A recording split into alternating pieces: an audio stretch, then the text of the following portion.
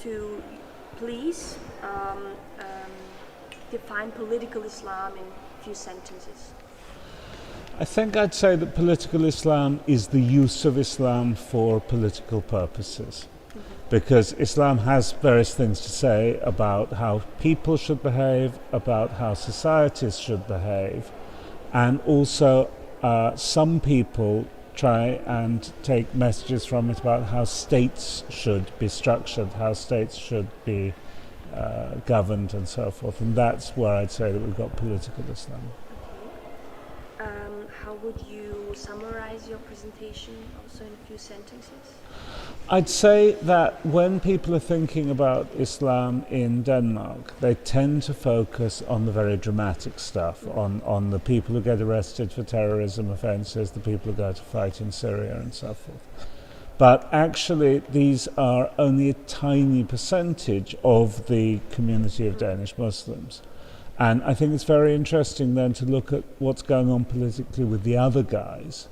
And what I was saying today was that although they're not very present in the national political sphere, there are all sorts of smaller community organizations that are going on. And I think that if we look at the issues that they're concerned with, that might tell us something about some of the things that are motivating people everywhere.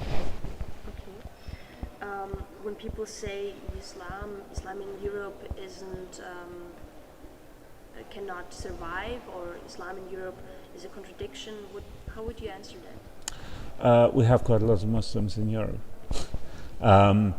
It's happened. It strikes me that very often people are having conversations that might have been useful 50 years ago, but it's happened.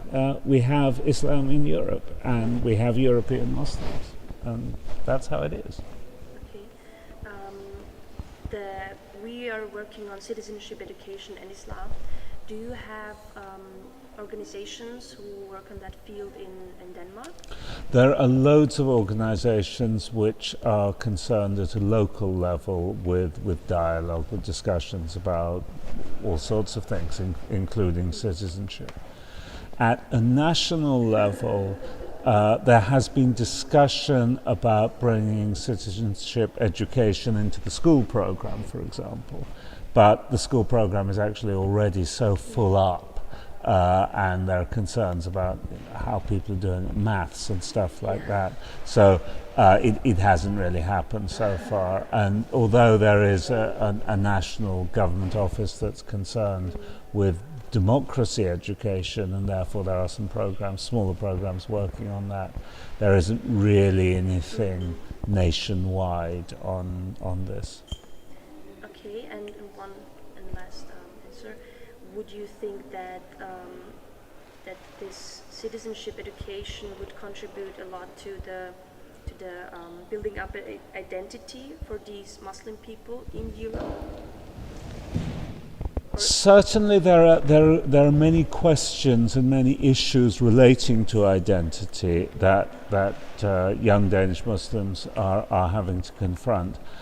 I'm not sure that citizenship education will provide the answer to all of these questions. I think a lot of these questions are created, just by the problem of how do we fit in. Some people welcome us, some people don't welcome us. What is our identity? Am I Turkish, or am I Muslim, or am I Danish, or am I a collection of all these? And I think these are important questions that people have to work their way through. And I'm not sure that, although citizenship education can be very important in various ways, I'm not sure that it can provide all the answers to all those questions. So you would say it's an individual work? I'd say that it's partly an individual work. If we're talking about identity is about community as well as about the individual, so that actually it's not just an individual, it's community. And then the question is, well, what are the communities involved? And there are multiple communities. I mean, some people see things in terms of a binary of Danes and Muslims, but there's actually many groups, many communities which are Muslim, and there are also many communities which are Danish. So it's these various communities, and perhaps part of the solution is to realize that it isn't just about two communities, that there are multiple communities, and that everybody belongs to more than one community. Thank you for your answers. Thank you.